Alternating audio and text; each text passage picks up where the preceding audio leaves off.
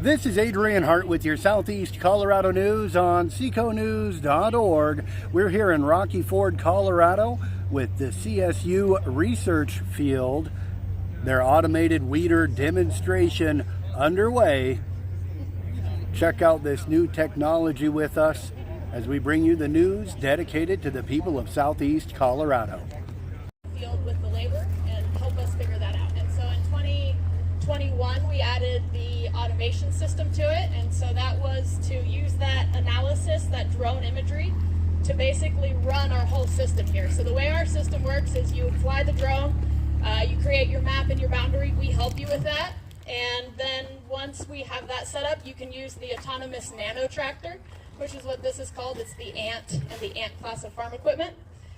So you can use the ANT to do different tools and different tasks. Today and over the last few years, we've been focused on the precision weeding in between the plant. So we have an actuation system that's run on computer vision to identify our weeds and our crop.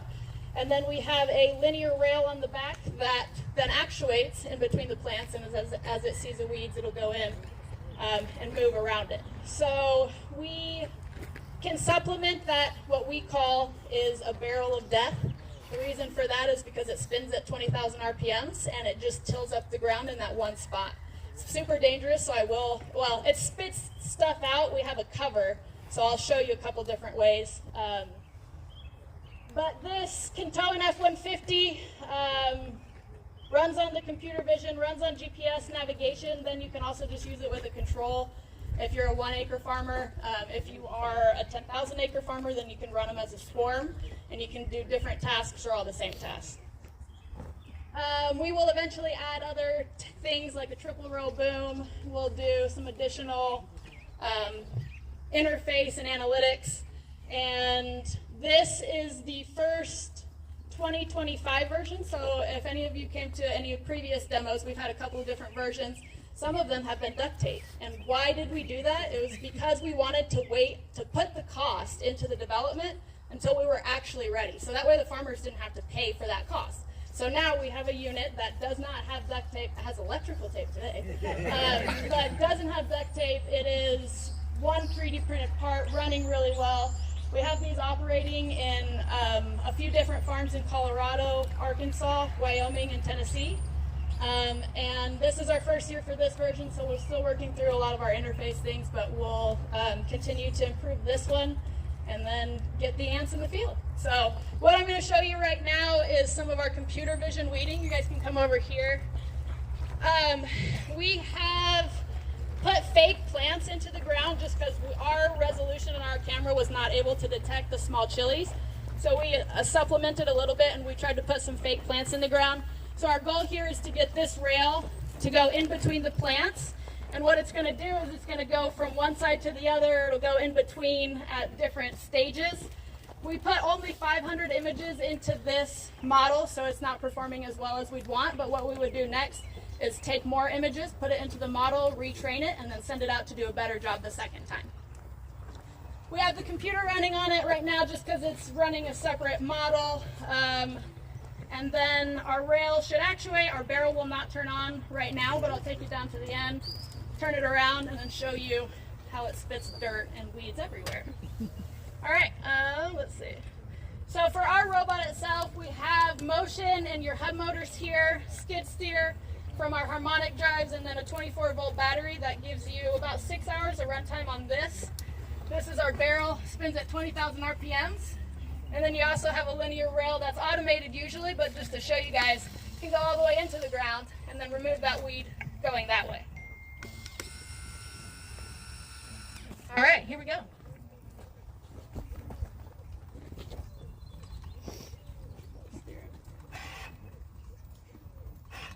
So, sorry, I'm stopping, but this is our fake plant right here. So that's what we're trying to avoid. So you saw it avoid the first one. It is on the back side of it right now, so we will rotate. Usually it's running really well on GPS. We did not get our GPS connection set up effectively this morning, so I'm just running it on controller code. And Sarah, sorry for the small peppers. Oh, that's okay. In the farm, you know, we're running in sweet potatoes, edible dry beans, sugar beets, a lot of different things, and there is never one time where we can go out the first day in the field and get it to work exactly the way we need to. And that's going to be the similar case with a lot of the other equipment. And so here what we would just do is continue to put more computer vision images into it.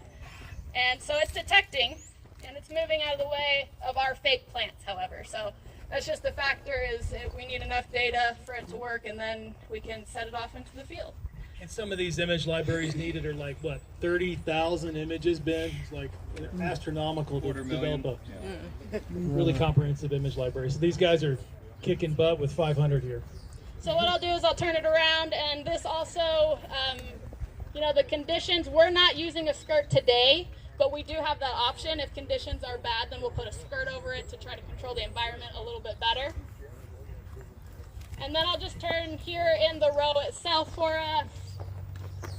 And then I'll turn this actually on so that you guys can see it in a second. And so we have our turn in place as well, really stable, smooth, no compaction.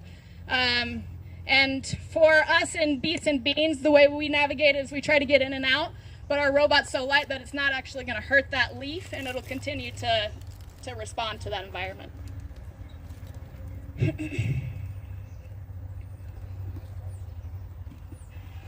It is designed to go into 30-inch rows, so what you can see right now is we have our 30-inch wheelbase, but our linear actuators on the side, they are able to adjust from 14 inches to 44 inches.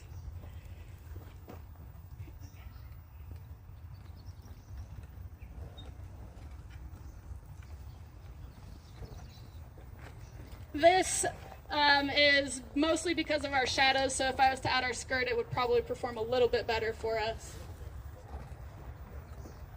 But from here, we would just go in and adjust our computer vision model, and then run it again until the farmer is satisfied and our percentage of accuracy is high, and then we leave it on the farm for however long the farmer runs it.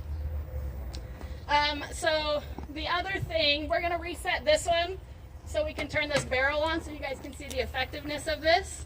And then this robot over here just has, if you wanted to come on this side as well, this has the same linear rail.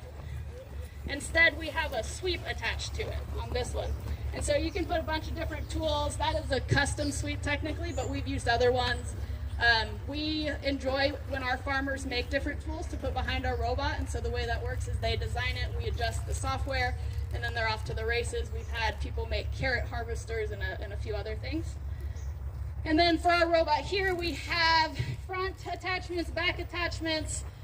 This is a spray module up here, so you can, instead of this rail, put a spray, and so then you're actuating your spray the exact same way. And you can have that same control, just targeted. So here I'll just show you a little bit of cultivation, show you how strong our robot is.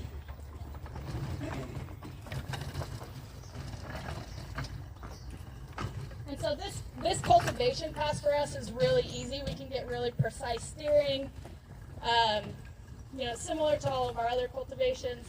And if, you know, you come back here, you can definitely just see we're deep enough to remove the root. We can get deeper with our linear rail. It's just up to the farmer how deep they want to go, if they've already done it, or if it's even a good use of their tractor time or our time here.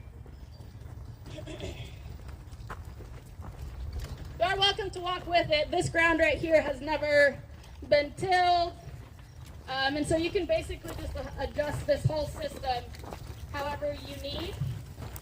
And I'll show you the interface inside shortly. But we're digging up pretty good. There's very little other tillage in between the row itself. And so when you come in and you look at our trench here, we're doing a decent job at saving the pepper kind of thing. Your linear actuator will allow you to go lower. You can put different types of sweeps on it. Sarah, how deep is that going? That one we don't have fully measured. We really don't try to go any deeper than like 3 or 4 inches. The reason for that is because the tractor already has cultivation, and so we're not really trying to replace the tractor. We're just trying to work with the tractor on areas where the tractor can't get in. You might be too wet. And so this task runs all day, and then you can attach different things. So we've attached mowers to it, kind of edgers, different types of things. And then you just go all day long. How much did the machines weigh? The machines weigh, with our heaviest battery, probably about 210 pounds, so about a human walking through the field. The battery itself is a 50-pound battery, but you can get heavier ones if you want it to run for 20 hours instead. And it can, like I mentioned, it can tow an F-150, so we can put 500 gallons of capacity on top of it, or 500 pounds of capacity on top of it, and then we can tow 6,000 pounds with no motorized trailers. Are we reset and that's running? If you press B, you should know. Yep, we are. Okay, so the barrel's on? Yes. Okay, so what I'm going to show you, we have a cover back there, and I want you to stay on this side of it, but what this barrel does is it removes and it tills right in there. And no cover is only to show you. So in operations, we have a cover. The farmers remove it, though, to get a smaller swath. So it kind of just depends on the plant's needs. So what's the safe side to stand on? This side right here. Okay. Okay, we'll Unless bring you want to adjust that. bring it up a little bit more, and we'll find some weeds here for you. And so this is able to adjust its height. Right now, we're using mechanical limit switches. In the future, however, we are going to probably integrate our depth camera in the back, and that will allow our linear actuator to get no till or reduce till or all the way into the ground. There's probably fine. You're going to be in the splash zone just a little bit. Okay. So are you. You're going to go over there. That's fine. This is like reality TV. So go ahead and do it again. So right there, if you wanted to come after, and then go forward a little bit. And then after we go, just keep going. More. And so after after it runs, you can come over here and see how much we are actually digging out and how precise we can be with this mechanical tool. This mechanical tool itself costs about $6 to replace. So running them often is not a cost burden. If you don't mind a little bit of splash, if you can go forward, and I can show you guys from the back. And you can see they're going right between our pepper seeding that has not been thin. This is about 9 inches apart. Yep.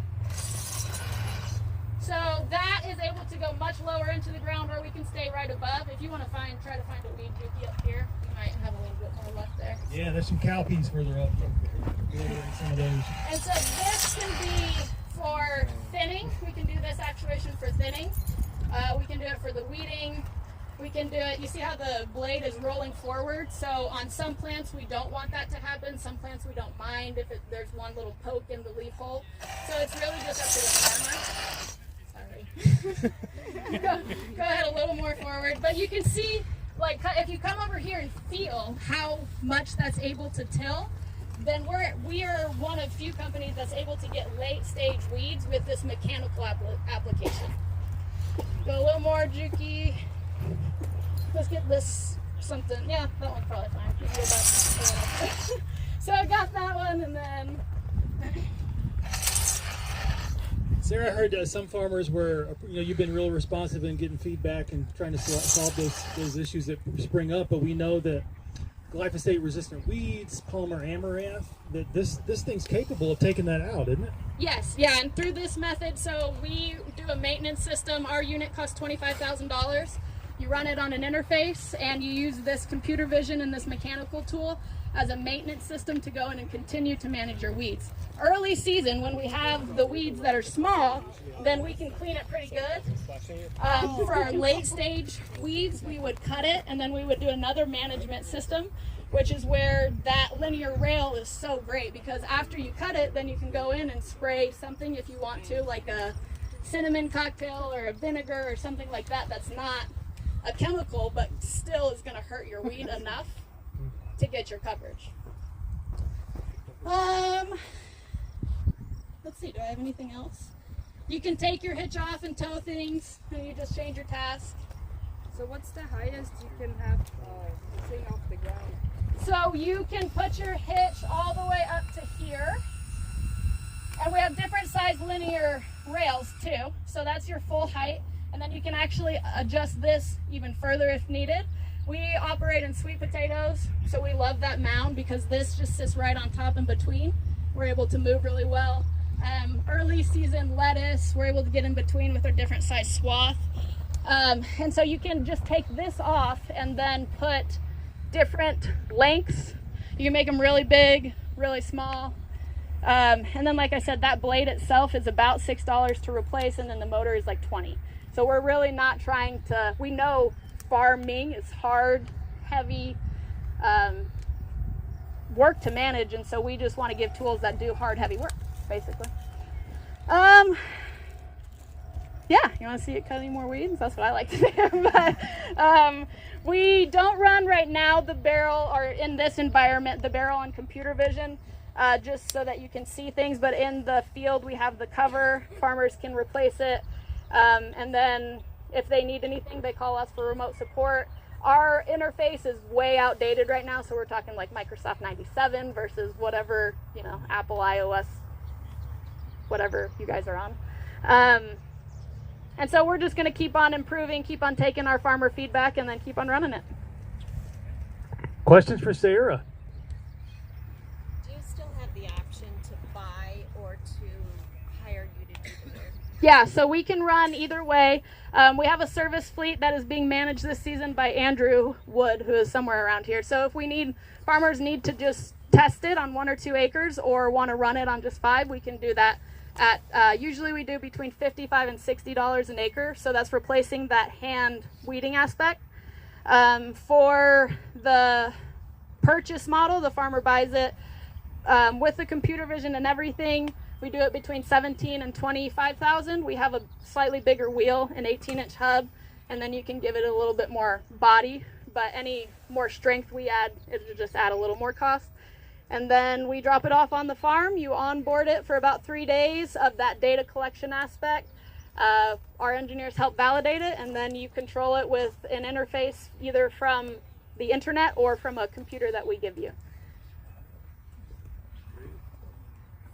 And did you mention cost? Yeah, so we do the unit for between $17,000 and $25,000, and then depending, if you don't want any computer vision, if you just want to use it for autonomous cultivation in between carrot beds, for example, then we can drop it to like that $17,000 because it's not as complex. You don't need the camera, you don't need a lot of the other things. And then we'll continue to add other like safety sensors, things like that to help with operations, and then in the future we'll add analytics. So all of this beautiful data that we're gathering from the camera, from the LiDAR, from the drone is combined for the growers to make decisions earlier, stronger, faster. But then you get a tool so you don't have to do the work yourself. So you make the decision, send the tool, and then go have a nice dinner with your family.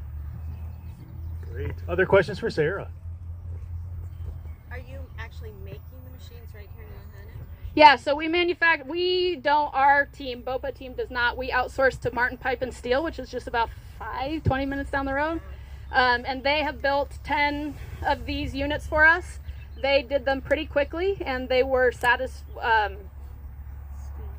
with the amount of skill. So it's not a complex machine.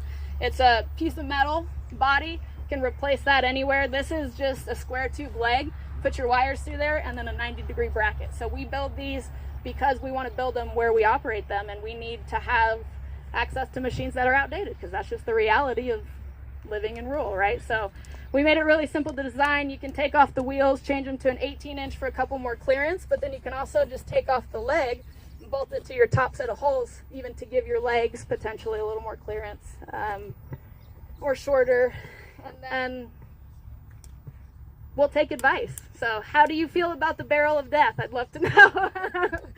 But yeah, we're excited to be here and keep doing it. And if you want to see one running in farm, we have them up in northern Colorado on beets and beans.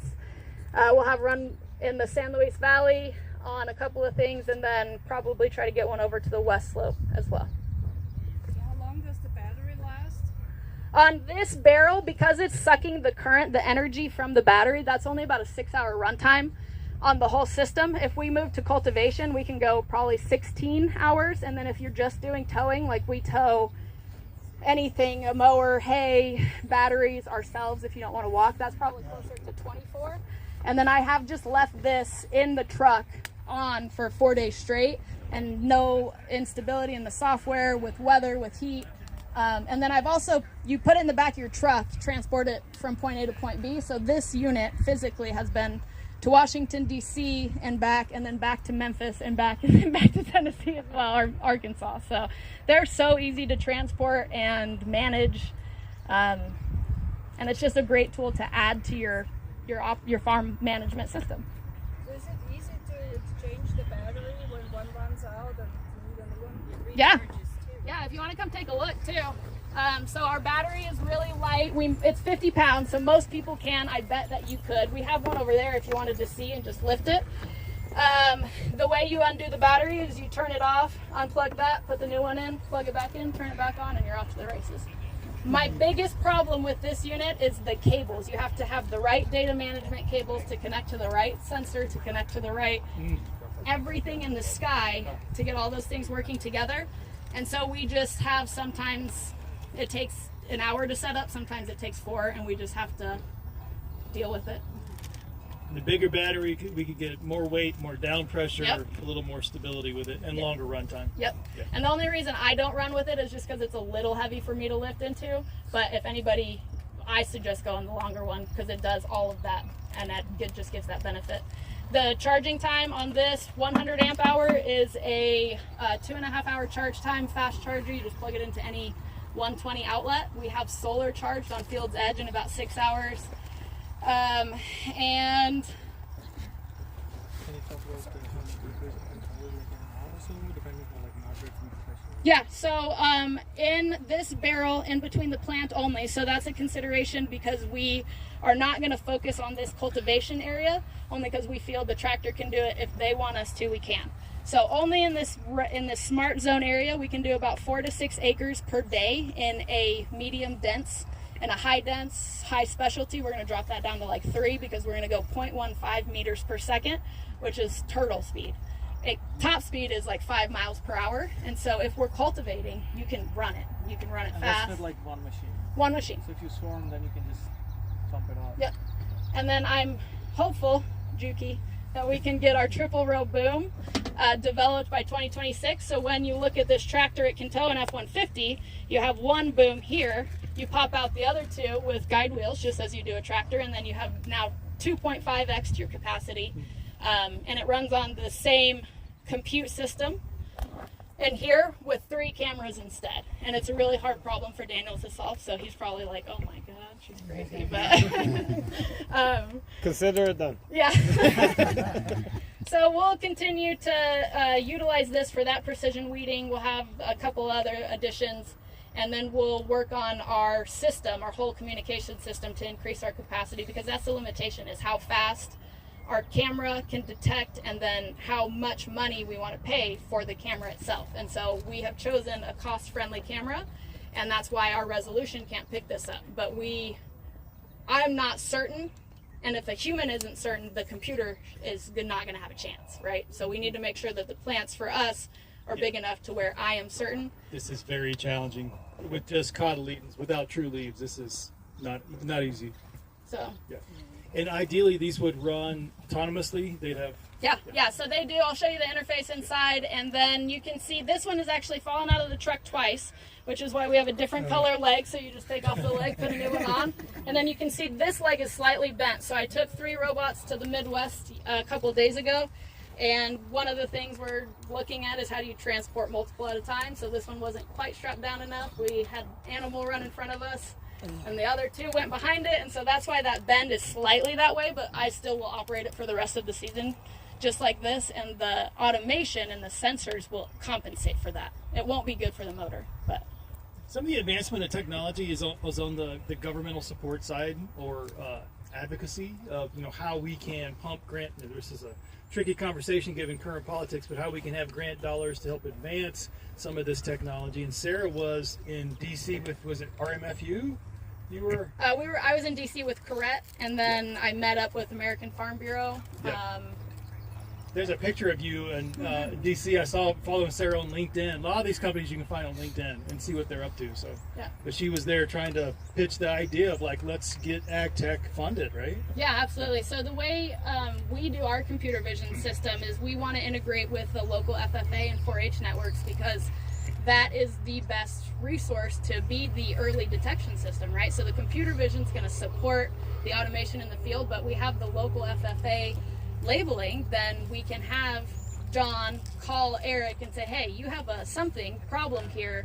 The robot's not going to get out there, but now we can solve it so much faster than anybody ever could because it's just human identified. And so we want to integrate pretty heavily. Right now we do direct sales to farmers just because we don't have it together enough to go to a dealership, honestly, but eventually we'll be able to probably partner with dealers. And then this unit does qualify for all the soil health grants because it's lightweight, light compaction, battery. So CDA, STAR, Mad Capital, and Farm Credit have all given us capital support. So you can go to Farm Credit and buy one through their lending program. You can adjust the different softwares for your need, and Sarah says, they're not there yet, but this is a second iteration of a machine they started with. Yeah. So they're making rapid technological progress towards solving the problem in the field of weed control. So hats off to you for the movement. Thank you. I do just have to say huge hats off to my team, who not only my team, but all the other people out here are doing a really good job trying to solve this problem. And the computer vision weeding application is, in an outdoor environment, is so challenging to solve. So just getting this far, even for us, is really exciting, and we're going to keep tuning our models and go kill some weeds. So that's our goal. We've got these on Hannigan Farms and others in the area. Yeah, we do some trials over with Hannigan. We have a little test plot of Eric and Chuck's that they loaned to us just right down the street. We've planted some stuff there. And Glenn here at Cotto lets us run for data collection. So if you are a farmer in the area and eventually you want to use these, what Eco Robotics said first is takes a whole season to get. That's the same case for us. We can try to get the weeds in the first 5 days, but really to be as effective as a human, it's going to need a whole season. And so if we can come out to your farm, data collect this year, run automation, you guys get a quick demo, then we could be on track to run it in 2026 at a 70% labor savings and 30% input savings. And so you can transition your labor to fix tractors, irrigation leaks, make safety calls, and then everybody else can go to baseball games. Questions for Sarah? Okay. Sarah, thank you so much. Yeah, thank you guys very much. I'll show you some interface stuff inside. Okay, let's do that. With your Southeast Colorado news from the CSU Research Office in Rocky Ford, Colorado, I'm Adrian Hart.